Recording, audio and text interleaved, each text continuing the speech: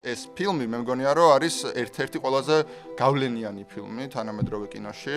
95 წლის მერე ყველა ქორწილში აუცილებლად მია უელესის და ვინსენტ ვეგას ცეკვა იყო. ამ ფილმმა რაღაცნაირად ნერვს გაარტყა ეპოქის. ვინსენტ ვეგა არის საკმაოდ გაუნათლებელი, არარეფლექსირებული და სულელი კაცი. ბუჩის და მარსელოსის დაპირისპირება გგონია რომ რაღაც სერიოზული კრიმინალური გარჩევა. მე სხვა გოგოებთან ერთად ვოცნებობდი მქონოდა ისეთი თეთრი პერანგი, როგორიც ეცვა მიას. უმა თურმანი რომ ძალიან უყვარს ტარანტინოს ხმანდედანაც ჩანს ხო ძალიან ჯერ რაღაც ძალიან ბევრი ენერგია დახარჯა რომ დაეთანხმებინა ამ როლზე. აი რატო დაამთავრა ტუალეტში სიცოცხლე? ჩემი ერთ-ერთი საყვარელი ვიკიპედიის სტატია არის ტარანტინოს არარეალიზებული პროექტები და ძალიან დიდი სია არის. წერან ჩაცხრილუს მე შორტებში მოსერინეს რომ ხედავ მე ეს მინდა კინოში. საბოლოოში მეზღაპრე გამოვიდა ხო ტარანტინო. ამ სისხლების მიღმა არის უდიდესი სიყვარული სინაზე კინოს მიმართ. ტარანტინო არ უარყოფს რომ პირდაპირ სხვა იქამდე არსებული დიდი ხელოვანების მხრებზე დგას.